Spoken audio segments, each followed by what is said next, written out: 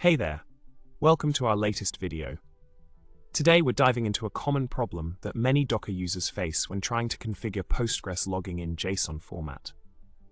The problem centers around directing Postgres logs towards Promtail for easier processing, but struggling with the default Docker stdout/stdir log configurations.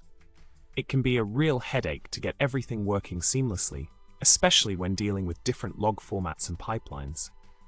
Now, let's get to the solution. The key here is to set up Postgres with the ilogging_collector and ilog_destination JSON logi options, and then configure ilog_filename to a static value like ipostgresql.jsoni. By creating a symbolic link using iln sfdevstdout varli postgresql datalog postgresql.jsoni, you can reroute the logs to stdout. This means you won't even have to worry about log rotation, as the link will efficiently redirect the logs to Docker's log management system. It's a neat and straightforward solution that avoids complex workarounds. In summary, we've tackled the pesky problem of directing Postgres logs to Promtail in JSON format by setting up specific configurations and creating a symbolic link to redirect the logs to stdout.